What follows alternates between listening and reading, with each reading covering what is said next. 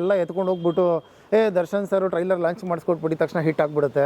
ಆಮೇಲೆ ದರ್ಶನ್ ಸರ್ನ ಮುಹೂರ್ತ ಕರೆದ್ಬಿಟ್ಟಿದ ತಕ್ಷಣ ಹಿಟ್ ಆಗಿಬಿಡುತ್ತೆ ಪಿಕ್ಚರು. ಇದೆಲ್ಲ ಅನ್ಕೊಳ್ಳೋದಕ್ಕಿಂತ ಸರ್ ನಮ್ಮ ಶ್ರಮ ಇರಬೇಕು ಅಂತ ಅವ್ರು ಹೇಳಿದ್ದು ಸರ್. ನೋಡೋ ನಾನು ಬರ್ತೀನೋ ಮುಹೂರ್ತನೂ ಬರ್ತೀನಿ, ಕ್ಲಾಪ್ ಮಾಡ್ತೀನಿ. ಆಕ್ಟ್ ಮಾಡಿರೋ ನೀನೇನೆ, ಜನಕ್ಕೆ ನೀನು ಇಷ್ಟ ಆಗಬೇಕು. ನನ್ನನ್ನು ಒಂದಿನ ನೋಡ್ತಾರೆ, ಸುಮ್ಮನೆ ಹೋಗ್ಬಿಡ್ತಾರೆ, ಓಕೆ ಅವ್ರು ಹುಡುಗ ಅಂತ ಸುಮ್ಮನೆ ಆಗ್ತಾರೆ. ಬಟ್ ನೀನೇನು ಫೈನಲ್ ಮಾಡ್ತೀಯ? ಇದು ಮೆಜೆಸ್ಟಿಕ್ ಸಿನಿಮಾದಲ್ಲೂ ಇದೇ ಆಗಿದ್ದು ಇನ್ಸಿಡೆಂಟು. ಅವಕಾಶ ಸಿಕ್ಕಿದ್ದು ಯಾರಿಗೆ? ಸುದೀಪ್ ಸರ್ಗೆ, ಓಕೆನಾ. ಆಮೇಲೆ ಅವ್ರು ಯಾರಿಗೆ ಹೇಳಿದ್ರು? ದರ್ಶನ್ ಸರ್ಗೆ. ಇಲ್ಲ, ಈ ಥರ ತೂಗುದೀಪ ಶ್ರೀನಿವಾಸ್ ಅವ್ರ ಮಗ ಇದ್ದಾರೆ ಅವ್ರು. ಬಟ್ ಆ್ಯಕ್ಟ್ ಮಾಡಿದ್ದು ಯಾರಲ್ಲಿ?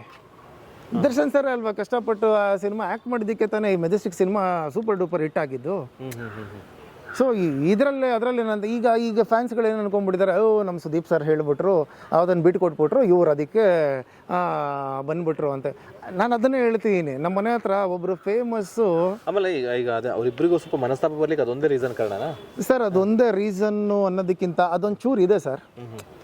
ಯಾಕೆ ಅಂದರೆ ವೀಕೆಂಡ್ ವಿತ್ ರಮೇಶ್ ಅಲ್ಲಿ ಏನೋ ನಾನು ಅವ್ರಿಗೆ ಅದನ್ನೇ, ಯಾಕಂದರೆ ಸುದೀಪ್ ಸರ್ಗೂ ಗೊತ್ತು ಸರ್, ದರ್ಶನ್ ಸರ್ಗೆ ಮೂಗಿನ ತುದಿಲೇ ಕೋಪ ಇದೆ ಅಂತ ಅವ್ರಿಗೂ ಗೊತ್ತು. ಹೌದು, ದರ್ಶನ್ ಸರ್ ಸ್ವಲ್ಪ ಶಾರ್ಟ್ ಟೆಂಪರ್ ಆ ಟೈಮಲ್ಲಿ ಇದ್ದಿದ್ದು. ಯಾಕಂದರೆ ಅವರು ಒಂದು ಕಡೆ ಫ್ಯಾಮಿಲಿ ಪ್ರಾಬ್ಲಮ್ ಅದೇ ರೀತಿ ಇತ್ತು ಅವ್ರಿಗೆ. ಮೈಸೂರಲ್ಲಿ ಅವ್ರ ತಾಯಿ ಇದ್ರು ಮೀನಮ್ಮ, ಇವರು ಇಲ್ಲಿದ್ರು. ಇನ್ನೊಂದು ಲವ್ ಮ್ಯಾರೇಜ್ ಬೇರೆ ಆಗ್ಬಿಟ್ಟಿದ್ರು. ಆಮೇಲೆ ಈಗ ಮನೆ ಎಲ್ಲನೂ ಇವರೇ ನಿಭಾಯಿಸ್ತಾ ಇರಬೇಕಾಯಿತು. ಆಮೇಲೆ ದಿನಕರ್ ಸರ್ಗೆ ಇನ್ನೂ ಮ್ಯಾರೇಜ್ ಆಗಿರಲಿಲ್ಲ. ಸೊ ಒಂಥರ ಪ್ರೆಷರ್ ಆಗಿಬಿಟ್ಟಿತ್ತು. ಯಾವಾಗ ಆಮೇಲೆ ಇವ್ರದ್ದೆಲ್ಲರೂ ಒಬ್ಬೊಬ್ರದ್ದೇ ಸೆಟ್ಲ್ ಆಯಿತು, ಆಮೇಲೆ ಅವ್ರು ರಿಲ್ಯಾಕ್ಸ್ ಆದರು. ಇದರಲ್ಲಿ ಅವ್ರಿಗೆ ಆ ಟೈಮಲ್ಲಿ ಕೋಪ ಇತ್ತು. ಆಮೇಲೆ ಅದನ್ನೇ ತಣ್ಣಗೆ ಮಾಡಿಕೊಂಡು ಈಗ ಅವರು ಒಂದು ಸ್ಟೇಜಿಗೆ ಬಂದಾದ್ಮೇಲೆ ಅವ್ರು ಆರಾಮಾಗಿದ್ದಾರೆ. ಯಾರ್ಯಾರಿಗೂ ಮನಸ್ತಾಪ ಇಲ್ಲ, ಎಲ್ಲರೂ ಚೆನ್ನಾಗಿದ್ದಾರೆ. ಈಗ ಹೆಂಗಾಗುತ್ತೆ ಅಂದರೆ ಸರ್, ಈಗ ಮನೇಲಿ ಈಗ ನಮ್ಮ ತಂದೆ ಏನೋ ಒಂದು ಕೆಲಸ ಹೇಳಿರ್ತಾರೆ ಅಥವಾ ನಮ್ಮ ತಾಯಿ ಕೆಲಸ ಹೇಳಿರ್ತಾರೆ, ನಾನು ಅದನ್ನು ಮಾಡಿರಲ್ಲ. ಆ ಟೈಮಲ್ಲಿ ಅವ್ರು ಒಂಚೂರು ಕೋಪ ಇರುತ್ತೆ, ಮಾತಾಡ್ಸಿರಲ್ಲ. ಹಂಗಂತ ಇವರು ಜೀವನ ಪೂರ್ತಿ ಮಾತಾಡಿಸ್ತಾನೆ ಇಲ್ಲ ಅಂತ ಅಂದ್ಕೊಂಡು ಇಲ್ಲಿ ಮಜಾ ತಗೊಳ್ಳೋದು ಅದು ತಪ್ಪು. ನೀವು ಓಕೆ ಸ್ಟಾರ್ಟಿಂಗಿಂದ ನೋಡಿದ್ರಿಂದ ದರ್ಶನ್ ಸರ್ ಸುದೀಪ್ ಸರ್ ಒಂದು ಕಡೆ ಎಲ್ಲ ಸೇರಿರೋದು ಉಂಟು, ಒಂದು ಕಡೆ ಟ್ರಿಪ್ ಹೋಗಿದ್ದಾರೆ, ಬೈಕ್ ರೈಡಿಂಗ್ ಹೋಗಿದ್ದಾರೆ. ಸೊ ಆ ಥರದಲ್ಲಿ ಏನೋ ಜೊತೆಲಿ ನೀವು ಸಿಕ್ಕಿದ್ರಾ, ನೀವು ಭೇಟಿಯಾಗಿದ್ರಾ? ಸರ್ ಬುಲ್ಬುಲ್ ಸಿನಿಮಾ ಟೈಮಲ್ಲಿ ಸರ್ ಮುಹೂರ್ತ ಆಯಿತು. ಬುಲ್ಬುಲ್ ಸಿನಿಮಾ ಮುಹೂರ್ತ ಆಯಿತು. ಮುಹೂರ್ತ ಆದಮೇಲೆ ನೈಸ್ ರೋಡ್ ಕೇಣಿ ಅವ್ರ ಆಫೀಸ್ ಹತ್ರ ಬೈಕ್ದು ಇಂಟ್ರಡಕ್ಷನ್ ಸೀನ್ ತೆಗಿತಾ ಇದ್ರು. ಬುಲ್ಬುಲ್ ಪಿಕ್ಚರ್ ಆ ಇಂಟ್ರಡಕ್ಷನ್ ಸೀನ್ ತೆಗಿಬೇಕಾದ್ರೆ ಎಲ್ಲ ಕಾರಲ್ಲಿ ಹೋಗ್ಬಿಟ್ಟಿದ್ರು. ನನಗೆ ಲೊಕೇಶನ್ ಗೊತ್ತಿರಲಿಲ್ಲ. ನಾನು ಆಮೇಲೆ ಡ್ರೈವರ್ ಹತ್ರ ಹೇಳ್ಬಿಟ್ಟು ಲೊಕೇಶನ್ ಹಾಕ್ಸ್ಕೊಂಡು 2 ವೀಲರಲ್ಲಿ ಹೋಗಿದ್ದೆ ನೈಸ್ ರೋಡಲ್ಲಿ. 2 ವೀಲರಲ್ಲಿ ಹೋಗ್ಬಿಟ್ಟು ಏನು ಮಾಡಿದೆ, ಅಲ್ಲೇ ಶೂಟಿಂಗಲ್ಲಿ ಮಧ್ಯಾಹ್ನದವರೆಗೂ ಅಲ್ಲೇ ಇದ್ಬಿಟ್ಟು ಆಮೇಲೆ ಏನು ಮಾಡಿದೆ, ಸುದೀಪ್ ಸರ್ ಬರ್ತಾ ಇದ್ದಾರೆ ಕಣ. ಊಟ ಆದಮೇಲೆ ಅವರು ಸ್ಪ್ರೈಟ್, ಈ ಥಮ್ಸಪ್ಪು, ಈ ಥರ ಏನಾದರೂ ಡೈಜೆಷನ್ ಆಗೋವಂಥದ್ದು ಅವ್ರಿಗೆ ಜ್ಯೂಸ್ ಬೇಕೇ ಬೇಕು. ಬೇಜಾರು ಮಾಡ್ಕೊಳ್ಳಲ್ಲ ಅಂದರೆ ಈ ನೈಸ್ ರೋಡಿಂದ ಆಚೆ ಹೋಗ್ಬಿಟ್ಟು ತಂದು ಕೊಡ್ತೀಯಾ ಅಂತ ಹೇಳಿದ್ರು. ನಾನು ಅದಕ್ಕೆ, ಯಾಕಂದರೆ ಯಾರ ಹತ್ರನೂ 2 ವೀಲರ್ ಇಲ್ಲ. ಯಾಕಂದರೆ ನಾನೊಬ್ಬನೇ 2 ವೀಲರ್ ತೊಗೊಂಡೋಗಿರೋದು. ಇನ್ನೆಲ್ಲ ಬೈಕ್ಗಳೆಲ್ಲ ಏನು ಮಾಡಿದ್ದಾರೆ, ಅವರು ಶೂಟಿಂಗಿಗೆ ಬಳಸ್ತಾ ಇದ್ದಾರೆ. ಯಾಕಂದರೆ ಶೂಟಿಂಗ್ ಗಾಡಿ ಆಚೆ ಹೋಗಂಗಿಲ್ಲ. ಕೊನೆಗೆ ನಾನೇನು ಮಾಡಿದೆ, ಸರಿ ಅಣ್ಣ ಕೊಡಿ ನಾನು ತೊಗೊಂಬರ್ತೀನಿ ಅಂದ್ಬಿಟ್ಟು ಮತ್ತೆ ವಾಪಸ್ಸು ನೈಸ್ ರೋಡ್ ಕ್ರಾಸ್ ಮಾಡಿಕೊಂಡು ವೀರಭದ್ರ ನಗರ ಸಿಗ್ನಲ್ಗೆ ಬಂದು ಸ್ಪ್ರೈಟನ್ನ ತೊಗೊಂಡು ಒಂದು ಥಮ್ಸಪ್, ಒಂದು ಫ್ಯಾಂಟಾ, ಥಮ್ಸಪ್ ಈ ಥರದ್ದು ಒಂದೊಂದು ಬಾಟ್ಲದ ಎತ್ಕೊಂಡು ವಾಪಸ್ ತೊಗೊಂಡೋಗಿ ಕೊಟ್ಟ. ಕರೆಕ್ಟಾಗಿ ಊಟ ಟೈಮಿಗೆ ಬಂದರು. ಒಂದು ಜುಬ್ಬ ಹಾಕೊಂಡು ಬಂದಿದ್ರು ಸುದೀಪ್ ಸರ್. ಅದಕ್ಕೇನೋ ಇನ್ನೂ ಮುಗಿದಿಲ್ವೇನೋ ಚೋ ಅಂದರು. ಇಲ್ಲ ಕಣ ಮುಗೀತು, ಈಗ ಬ್ರೇಕ್ ಕೊಡ್ತಾರೆ, ಸರಿ ಬಾ ಊಟ ಮಾಡ್ಬಿಡೋಣ ಬಾ ಅಂದರು. ಸರಿ ಊಟ ಮಾಡೋ ಅಷ್ಟರಲ್ಲಿ ಸರಿ ಕೊಟ್ವಿ, ಆಯಿತು. ಆಮೇಲೆ ಅವ್ರ ಊಟ, ನಾನು ಅದಕ್ಕೆ ಏನಕ್ಕೆ ಇವ್ರು ಅಣ್ಣ ಕೂತಿಲ್ಲ, ಬರೀ ಸುದೀಪ್ ಸರ್ಗೆ ಮಾತ್ರ ಇದನ್ನು ಹಾಕೋ ಚಿಕನ್, ಇದನ್ನು ಹಾಕೋ, ಸುದೀಪಂಗೆ ಇದನ್ನು ಹಾಕೋ ಅದನ್ನು ಹಾಕೋ ಅಂತ ನಾನು ಅದಕ್ಕೆ ಸರಿ ಅಂದ್ಬಿಟ್ಟು ಓಕೆ ಸರಿ ಅಂದ್ಬಿಟ್ಟು ಆಮೇಲೆ ಅವರು ಅರ್ಜೆಂಟಾಗಿ ಬೇರೆ ಕಡೆ ಹೋಗ್ಬೇಕಾಯಿತು. ಆವಾಗ ಏನು ಮಾಡಿದ್ರು, ಸರಿ ಬರ ಊಟ ಮಾಡ್ಬಿಡೋಣ ಅಂದರು. ಅಲ್ಲ ನೀವು ಊಟ ಮಾಡಲಿಲ್ವ ಅವಾಗಲೇ? ನಾನು ತೊಗೊಂಬರೋ ಟೈಮಲ್ಲಿ ನೀವು ಊಟ ಮುಗಿಸಿರ್ತೀರಾ ಅಂದ್ಕೊಂಡೆ. ಇಲ್ಲ ಯಾಕಣ, ಸುದೀಪ ಬಂದಿದ್ದಾನೆ, ನಮ್ಮ ಸೆಟ್ಟಿಗೆ ಸುದೀಪ ಬಂದಿದ್ದಾನೆ ಅಂತ ಹೇಳಿದ್ಮೇಲೆ ನಾನು ಫಸ್ಟ್ ಅವ್ರಿಗೆ ಟ್ರೀಟ್ ಮಾಡಿಬಿಟ್ಟು ಆಮೇಲೆ ಕೂತ್ಕೊಳ್ಳೋಣ ಬಾ, ಇವಾಗ ಬಾ ಅಂತ ಹೇಳಿದ್ರು. ನಾನು ಅದಕ್ಕೆ ಬಿಡು. ಇದೆಲ್ಲ ಪಾಯಿಂಟ್ಗಳು ನಾನು ಅಬ್ಸರ್ವ್ ಮಾಡಿ ಕ್ಯಾಚ್ ಮಾಡ್ತಾ ಇದ್ದೆ ಸರ್. ಏನು ಕಲಿತೆ ಗುರು ನೀನು ದರ್ಶನಿಂದ ಅಂದ್ರಲ್ಲ, ಒಂದೊಂದೇ ಇದನ್ನೆಲ್ಲ ಕಲ್ತ್ಕೊಂಡ್ಬಂದೆ. ಶಾರ್ಟ್ ಟೆಂಪರ್ ಎಲ್ಲಿರ್ಬೇಕು ಅಲ್ಲಿರ್ತಾರೆ, ಯಾರಿಗೆ ತೋರಿಸ್ಬೇಕು ಅವ್ರಿಗೆ ತೋರಿಸ್ತಾರೆ. ಎಲ್ಲರ ಹತ್ರ ಒಂದೇ ಥರ ಬಿಹೇವ್ ಮಾಡಲ್ಲ ಅವರು. ತುಂಬ ಸಾಫ್ಟ್ ಪರ್ಸನ್ ಹೇಳಬೇಕಂದ್ರೆ. ಆಮೇಲೆ ನಾನು ಶೂಟಿಂಗ್ ಸೆಟ್ಟಿಗೆ ಯಾವಾಗಲೂ ಹೋಗ್ತಾ ಇದ್ನಲ್ಲ ಸರ್, ಬೃಂದಾವನ ಮುಹೂರ್ತಕ್ಕೆ ಹೋಗಿದ್ದೀನಿ, ಅದಾದಮೇಲೆ ಅಯ್ಯ ಪಿಕ್ಚರ್ ಮುಹೂರ್ತಕ್ಕೆ ಹೋಗಿದ್ದೀನಿ, ಅವ್ರದ್ದು ಎಲ್ಲ ಪಿಕ್ಚರ್ಗೂ ಹೋಗಿದ್ದೀನಿ ಸರ್. ಸ್ವಾಮಿ ಪಿಕ್ಚರ್ಗೆ ಹೋಗಿದ್ದೀನಿ, ಭಗವಾನ್ ಪಿಕ್ಚರ್ಗೆ ಹೋಗಿದ್ದೆ, ಹಳೆ ಪಿಕ್ಚರ್. ಅದಾದ್ಮೇಲೆ ದರ್ಶನ್ ಅಂತಲೇ ಪಿಕ್ಚರ್ ಮಾಡಿದ್ರು ಅವ್ರ ಹೆಸರಲ್ಲೇ. ಅವತ್ತು ಅವ್ರದ್ದು ಹೊಸ ಕಾರು, ಆವಾಗ ಸ್ಕಾರ್ಪಿಯೋ ಗಾಡಿ ತೊಗೊಂಡಿದ್ರು. ಫಸ್ಟ್ ಬಿಟ್ಟಿದ ತಕ್ಷಣ ಸ್ಕಾರ್ಪಿಯೋ ಕಾರ್ ಅವರು ತೊಗೊಂಡಿದ್ರು. ಆ ಒಂದು ಸಾಂಗ್ ಇದೆ, ಓ ಸೂರ್ಯ ನಿನಗೆ ನಮ, ಆ ಸಾಂಗಲ್ಲಿ ಇವತ್ತಿಗೂ ನೋಡಿ ಆ ವಿಡಿಯೋ, ಆ ಮನೆ ಒಳಗಡೆ ಕಟ್ಟೋಡಿಬೇಕಾದ್ರೆ ಆ ಪಾಟು ಟಚ್ ಆಗಿಬಿಟ್ಟು ಗಾಡಿ ಒಂಚೂರು ಸ್ಕ್ರಾಚ್ ಆಗಿಬಿಟ್ಟಿದೆ. ನಾನು ಅದನ್ನು ಕೇಳಿದೆ, ಅಣ್ಣ ಯಾರೂ ಅಬ್ಸರ್ವ್ ಮಾಡಿಲ್ಲ, ನಾನು ಆ ಸೀನ್ ಅಬ್ಸರ್ವ್ ಮಾಡಿದೆ, ಆ ಕಾರ್ ಉಜ್ಜೋಗ್ಬಿಟ್ಟಿದೆ ಸ್ವಲ್ಪ ಅಂತ ಯಾವಾಗ ಹೇಳಿದೆ ಅವ್ರಿಗೆ ಅಂದರೆ ಕಲಾಸಿಪಳ್ಳಿಯ ಸಿನಿಮಾ ಮುಹೂರ್ತದ ದಿನ ಹೇಳಿದೆ.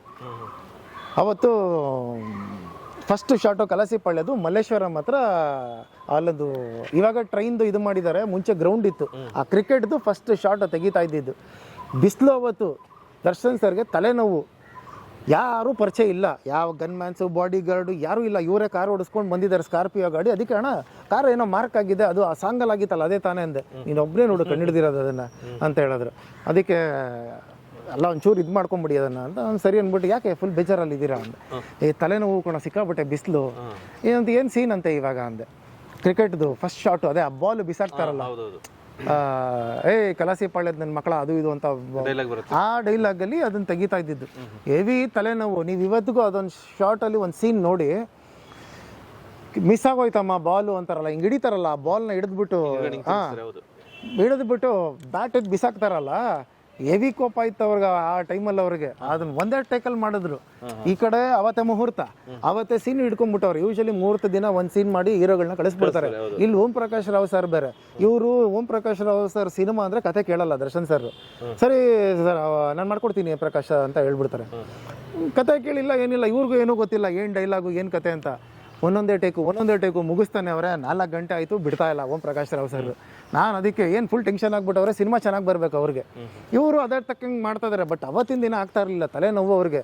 ಒಂದು ಮಾತ್ರೆ ತಂದು ಕೊಟ್ಬಿಡ್ತೀಯ, ಬೇಜಾರಿಲ್ಲ ಅಣ್ಣ, ಅದೇ ಜಿಮ್ ಬೇರೆ ತೆಗಿಯೋಕೆ ಹೋಗ್ಬೇಕು ಬಾಗಿಲು ಅಂದೆ. ಅದಕ್ಕೆ ಒಂದು ಮಾತ್ರೆ ತಂದು ಕೊಟ್ಬಿಟ್ಟು ಹೋಗ್ತೀಯ ಅಂತ ಹೇಳಿ 4 ಗಂಟೆವರೆಗೂ ಅವ್ರ ಜೊತೆಲಿ ಇದ್ದೆ. 4:15 ನಾನು ಜಿಮ್ ಓಪನ್ ಮಾಡಬೇಕು. ನಾನು ಮನೆಗೆ ಬಂದು ಬ್ಯಾಗನ್ನು ರೆಡಿ ಮಾಡ್ಕೊಂಡು ನನ್ನ ಜಿಮ್ದು ನಾನು ಹೋಗೋಷ್ಟಲ್ಲ 5 ಗಂಟೆ ಆಗ್ಬಿಡುತ್ತಲ್ಲ ಅಂತ ಬೇಚಾರು ಮಾಡ್ಕೊಬೇಡ ಕಣೋ, ಸಾರಿ ಕಣೋ ಅಣ್ಣ, ನೀವು ತಲೆ ಕೆಡಿಸ್ಕೊಬೇಡಿ, ಬೇಕಾದ್ರೆ ರಜಾ ಹಾಕ್ಬಿಡ್ತೀನಿ, ಇಲ್ಲೆಲ್ಲಾದ್ರೂ ಕಾಯಿನ್ ಬಾಕ್ಸಲ್ಲಿ ಫೋನ್ ಮಾಡ್ಬಿಟ್ಟು ಹೇಳ್ಬಿಟ್ಟು ರಜಾ ಹಾಕ್ಬಿಡ್ತೀನಿ, ನಿಮಗೆ ಮಾತ್ರ ತಂದ್ಕೊಡ್ತೀನಿ ತಡೀರಿ ಅಂದ್ಬಿಟ್ಟು ಹೋಗ್ಬಿಟ್ಟು ಎತ್ಕೊಂಡ್ಬಂದು ಕೊಟ್ಟೆ ಸರ್. ಯಾಕಂದರೆ ನಾನು ಅವಾಗೆಲ್ಲ ಸೈಕಲಲ್ಲೇ ಹೋಗ್ತಾ ಇದ್ದೆ ಸರ್. ಇವಾಗ ಅಲ್ಲಿ ಓಂ ಪ್ರಕಾಶ್ ರಾವ್ ಅಂದ ತಕ್ಷಣ ನಮ್ಗೆ ಹೆಂಗ್ ಬರುತ್ತೆ ಅಂದ್ರೆ ಅವ್ರು ಸಿಕ್ಕಾಬಿಟ್ಟೆ ಸೆಟ್ಟಲ್ಲಿ ಕೂಗಾಡ್ತಾರೆ. ಅವ್ರ ಜೊತೆ ನಾನು ಕೆಲಸ ಮಾಡಿದ್ದೀನಿ, ಸಣ್ಣ ಪುಟ್ಟ ಪಾತ್ರಗಳು ಮಾಡಿದ್ದೀನಿ. ಅವ್ರು ಹೆಂಗೆ ಅಂದ್ರೆ ಆ ಸೀನ್ ಬರಬೇಕು ಅಂದ್ರೆ ಬರಬೇಕು, ಒಂಚೂರು ಹೆಚ್ಚು ಕಮ್ಮಿ ಆದ್ರೆ ಈ ಬೇರೆ ಮರ್ಯಾದೆ ಗಿರಿಯಾದೆ ಕೊಡಲ್ಲ, ಯಾವ ದರ್ಶನ್ ಸರ್ನ ಹೇಗೆ ಟ್ರೀಟ್ ಮಾಡ್ತಾ ಇದ್ರು ಅವರು? ದರ್ಶನ್ ಬೈಲಿನರ ಅಥವಾ ಯಾವ ರೀತಿ ಸರ್? ನನಗೆ ಗೊತ್ತಿರಂಗೆ ಸರ್, ನಾನೆಲ್ಲ ಓಂ ಪ್ರಕಾಶ್ ರಾವ್ ಸಿನಿಮಾ ಮುಹೂರ್ತಕ್ಕೆ ಹೋಗಿದ್ದೀನಿ ಸರ್. ದರ್ಶನ್ ಸರ್ಗೆ ತುಂಬ ರೆಸ್ಪೆಕ್ಟ್ ಕೊಡ್ತಾ ಇದ್ರು. ದರ್ಶನ್ ಜಿ ಇದು ನೆಕ್ಸ್ಟ್ ಸೀನು ರೆಡಿ ಅಲ್ಲ ಅನ್ನೋರು. ಸರಿ ಆಯ್ತಾ ಬನ್ನಿ ಮಾಡೋಣ, ಯಾವ್ದು ಮಾಡ ಇವರು ಅದೇ ಥರ ಇರ್ತಾ ಇದ್ರು ಸರ್. ಆಮೇಲೆ ಒಬ್ಬರು ಡೈರೆಕ್ಟ್ರಿಗೆ ಏನು ಬೇಕು ಅನ್ನೋದು ದರ್ಶನ್ ಸರ್ಗೆ ಚೆನ್ನಾಗಿ ಗೊತ್ತು. ಅದಕ್ಕೆ ಅವರು ಒನ್ ಟೇಕಲ್ಲಿ ಮುಗಿಸ್ಬಿಡ್ತಾ ಇದ್ರು. ಅದಕ್ಕೆ ಓಂ ಪ್ರಕಾಶ್ ಸರ್ಗೆ ದರ್ಶನ್ ಸರ್ ಕಂಡ್ರೆ ತುಂಬ ಇಷ್ಟ. ಬೇರೆ ಆ್ಯಕ್ಟರ್ಗಳಿಗೆ ಎಲ್ಲರಿಗೂ ಬೈದು ಬಿಟ್ಟಿದ್ದಾರೆ ಸರ್. ರಂಗಾಯಣ ರಘು ಸರ್ ಬೈಸ್ಕೊಂಡಿದ್ದಾರೆ. ಅದಾದ್ಮೇಲೆ ರವಿ ಸರ್ ಅವ್ರ ತಮ್ಮ ಬಾಲಾಜಿ ಅವರು ತುಂಟ ಅಂತ ಪಿಕ್ಚರ್ ಮಾಡಿದ್ರಲ್ಲ, ಅವಾಗ ಗಣೇಶ್ ಸರ್ ಎಲ್ಲ ಫ್ರೆಂಡ್ ಕ್ಯಾರೆಕ್ಟರ್ ಮಾಡಿದ್ದು, ಅದ್ರಲ್ಲಿ ಬೈದ್ ಹಾಕ್ಬಿಟ್ಟಿದ್ದಾರೆ. ಏನ್ ಸೀನ್ ಹಿಂಗ್ ಮಾಡ್ತಿದ್ಯಾ ಹಂಗ್ ಮಾಡಿದ್ಯಾ ಅಂದ್ರೆ. ಮತ್ತೆ ಕಿಶೋರ್ ಸರ್ಗೆ ಹುಲಿ ಅಂತ ಪಿಕ್ಚರ್ ಮಾಡಿದ್ರಲ್ಲ, ಅದರಲ್ಲಿ ಲಾಠಿ ಹಿಂಗ್ ನಿಂತ್ಕೊಂಡು ಲಾಠಿ ತಿರುಗಿಸ್ಬೇಕು ಆಯ್ತಾ. ಪೊಲೀಸ್ ಅವ್ರ ಲಾಠಿ ಹೆಂಗೆ ಇದನ್ನ ಒಂದು ಸ್ಟೈಲ್ ಅಂತ ಇರುತ್ತೆ, ಇದನ್ನ ಹಿಡಿತಾರೆ. ಅವತ್ತು ಕಿಶೋರ್ ಸರ್ ಏನು ಮಾಡ್ಬಿಟ್ರು, ಡೈಲಾಗ್ ಹೇಳ್ತಾ ಏನು ಮಾಡ್ಬಿಟ್ರು, ಸೊ ಆ ಲಾಠಿನ ಹಿಂಗೆ ತಿರುಗಿಸ್ತಾ ಇದ್ರು, ಜೋಬ ಕೈ ಹಾಕ್ಬಿಟ್ರು. ರೇ ಯಾಕ್ರಿ ಜೋಬ ಕೈ ಹಾಕಿದ್ದೀರಾ? ನಾನು ಹೇಳಿದ್ದೀನಿ ರೀ ನಿಮಗೆ, ಅದು ಕೈಯಲ್ಲೇ ಇರಬೇಕು ಕಣ್ರಿ ಲಾಠಿ, ನೀವು ಜೋಬಗೇನು ಕೈ ಹಾಕಕ್ಕೆ ಹೋದ್ರಿ ಅಪ್ಪ. ನಾನು ಏನು ಗುರು ಹಿಂಗೆ ಕಿರ್ಚಾಡ್ತವ್ರೆ ಅಂದೆ. ಅದಾಯ್ತಾ. ರಂಗಾಯಣ ರಘು ಸರ್ದು ಒಂದು ಕಂಠೀರವ ಸ್ಟುಡಿಯೋದಲ್ಲಿ ಆ ಜೈಲಲ್ಲಿ ಒಂದು ವೇಶ್ಯಾವಾಟಿಕೆ ನಡೀತಾ ಇರುತ್ತೆ. ಆ ವೇಶ್ಯ ಹುಡುಗಿನ ಕರ್ಕೊಂಡ್ ಬಂದಿರ್ತಾರೆ. ರಂಗಾಯಣ ರಘು ಸರ್ ಕೂಡ ಕಾಮಿಡಿ ಏನೋ ಮಧ್ಯ ಮಾಡ್ತಾ ಇರ್ತಾರೆ. ಆ ಕಡೆಯಿಂದ ಒಬ್ರು ಕಪಾಳ ಕುಡಿಬೇಕು. ರಂಗಾಯಣ ರಘು ಸರ್ ಆ ಹುಡುಗಿ ಆ ಎಮ್ಮನ ಮೇಲೆ ಬೀಳಬೇಕು. ರೀ ರಘುವರೇ ಬನ್ರಿ ಇಲ್ಲಿ, ಅಲ್ಲ ರೀ ಬೀಳ್ರಿ, ನನಗೆ ಸೀನ್ ಬರ್ಬೇಕ್ರಿ ಅಷ್ಟೇ, ಏನ್ರಿ ನೀವು ಹಿಂಗೆ ಎಲ್ಲೋ ಪಾಸ್ ಆಗ್ಬಿಡ್ತೀರಲ್ರಿ, ನನಗೆ ಅದೆಲ್ಲ ಗೊತ್ತಿಲ್ಲ, ನಂಗೆ ಕರೆಕ್ಟಾಗಿ ಮಾಡ್ಬೇಕು ನೀವು ಅಂತ. ನಾನು ಅದಕ್ಕೆ ಏನು ಗುರು ದರ್ಶನ್ ಸರ್ಗೆ ಒಂದ್ಸತಿನೂ ಬೈಯೋದೇ ಇಲ್ಲ, ಏನು ಓಂ ಪ್ರಕಾಶ್ ಹಿಂಗೆ ಬೈತಾವರಲ್ಲ ಅಂತ. ಯಾವ ಆರ್ಟಿಸ್ಟ್ ಆಗಿ ನೋಡೋದಿಲ್ಲ. ಈಗ ನಾನು ಅವ್ರ ಜೊತೆ ನೋಡಿದ್ದೀನಿ, ಅಲ್ಲೇನೋ ಸೀನ್ ಸರಿ ಬರಲಿಲ್ಲ ಅಂದ್ರೆ ಪಕ್ಕದಲ್ಲಿರೋ ಅದೇ ತಿಂತಾನೆ. ಹೌದು ಸರ್. ಅವ್ನು ಸರಿಯಾಗಿ ಮಾಡ್ತಿಲ್ಲ ಕಣೋ, ಸರಿಯಾಗಿ ಮಾಡ್ತಿಲ್ಲ, ಹೊಡಿ ಹೊಡಿ ಸರ್. ಯಾವಾಗ ಅವ್ರ ತಲೆ ಕೆರ್ಕೋತಾರೆ, ಒಬ್ಬನ ಪಕ್ಕ ಅದೇ ಬೀಳುತ್ತೆ ಅಥವಾ ಕ್ಯಾಕರ್ಸ್ ಉಗಿತಾ ಇರ್ತಾರೆ ಅಂತ ಪಕ್ಕದವನೇ ಬಿತ್ತು ಅದೇ ಅಂತ. ಇನ್ನೊಂದ್ಸತಿ ಕಂಠೀರವ ಸ್ಟುಡಿಯೋದಲ್ಲಿ ದರ್ಶನ್ ಸರ್ದು ಇದು ನಡೀತಾ ಇತ್ತು ಸರ್, ಅಯ್ಯ ಪಿಕ್ಚರ್ ಮುಹೂರ್ತ. ಇನ್ವಿಟೇಷನ್ ಕಾರ್ಡ್ 500 ರೂಪಾಯಿ ಸರ್, ಒಂದೊಂದು ಕಾರ್ಡು ಆಗ ಮಾಡಿಸಿದ್ದು. ಅಂದರೆ ನೀವು ಹಿಂಗೆ ತೆಗಿತಾ ಹೋಗ್ತಾ ಇದ್ರೆ invitation card full Darshan sir ಒಂದೊಂದು ಪೋಸ್ಗಳದ್ದು ಆ ಥರ ಇತ್ತು. ಲೈನ್ ಕಟೌಟ್ಗಳು ಹಾಕಿದ್ರು. ಕಟೌಟ್ನ ಕಂಠೀರವ ಸ್ಟುಡಿಯೋ ಒಳಗಡೆ ಮೂಲೆವರೆಗೂ ಆ ಪ್ರಸಾದ್ ಲ್ಯಾಬ್ವರೆಗೂ ಹಾಕಿದ್ರು. ನಾನು ಏನು ಗುರು ದರ್ಶನ್ ಸರ್ದು ಈ ಥರ ಸಖತ್ತಾಗಿ ಅಭ್ರವಾಗಿತ್ತು, ಮುಹೂರ್ತ ಮಾಡಿದ್ದಾರೆ. ಅಲ್ಲಿ ಏನಾಯಿತು, ಅಲ್ಲಿ ಸೀನ್ ನಡೀತಾ ಇತ್ತು. ಯಾರೋ ಒಂದು ಹುಡುಗಿ ಏನು ಮಾಡಿದ್ದಾರೆ, ಕಾಸ್ಟ್ಯೂಮ್ ಡಿಸೈನರ್ ಹತ್ರ ಕೂತ್ಕೊಂಡು ಮಾತಾಡ್ತಾವ್ರೆ ಮೇಲ್ಗಡೆ. ಈ ಓಂ ಪ್ರಕಾಶ್ ರಾವ್ ಸರ್ ಉಗಿದ್ರು ಸರ್. ಆ ಹುಡುಗಿ ನೆಕ್ಸ್ಟ್ ಸತಿ ಹೋಗೋದೇ ಬಿಟ್ಬಿಟ್ಟು ಕ್ಯಾಮ್ರಾ ಪಕ್ಕನೇ ನಿಂತ್ಕೊಂಡ್ಬಿಟ್ಟಿದ್ರು ಆ ಹುಡುಗಿ.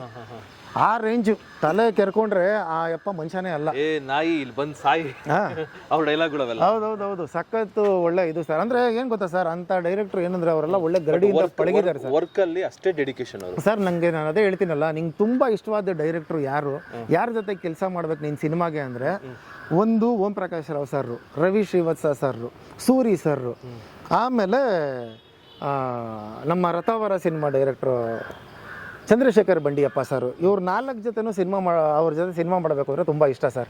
ಅಂಥ ಡೈರೆಕ್ಟ್ರು ಆ್ಯಕ್ಚುಲಿ ಕೆಲಸ ಹೇಳ್ಕೊಡ್ತಾರೆ. ಅಂಥವ್ರ ಹತ್ರ ಕಲಿಬೇಕು. ಸುಮ್ಮನೆ ಇವಾಗೆಲ್ಲ ಬರೋರು ಏನಂದರೆ ಶೋ ಆಫ್ ಮಾಡಿಕೊಂಡು ಸುಮ್ಮನೆ ಆ್ಯಕ್ಷನ್ ಕಟ್ ಸಖತ್ತಾಗಿ ಮಾಡಿದ್ಯಾ ಬಿಡು, ಅವರಲ್ಲ. ಇವ್ರುಗಳು ರಿಯಲ್ ಡೈರೆಕ್ಟರ್ಗಳು ಸರ್. ಚೆನ್ನಾಗಿ ಬಟ್ ಜನ ಏನು ಗೊತ್ತಾ, ಇವರೆಲ್ಲ ಔಟ್ಡೇಟೆಡ್ ಆಗಿಬಿಟ್ಟಿದ್ದಾರೆ. ಇವತ್ತಿನ ಟೆಕ್ನಾಲಜಿ ಬರಲ್ಲ ಅಂತ. ಅವ್ರು ಆವತ್ತಿನ ಕಾಲದಲ್ಲಿ ಅಷ್ಟು ಪಿಕ್ಚರ್ ಮಾಡಿ ಹೆಸರು ಮಾಡ್ಕೊಂಡು ಬಂದಿತ್ತು ಅಂತ ಹೇಳಿದ್ಮೇಲೆ, ಇವತ್ತಿನ ಟೆಕ್ನಾಲಜಿ ಇವಾಗ ಈ ಥರ ಬಂದಿದೆ ಸರ್. ಒಳ್ಳೊಳ್ಳೆ ಕ್ಯಾಮ್ರಾಗಳು ಬಂದಿದೆ ಸರ್. ಈಗ ನೀವು ಬಿಗ್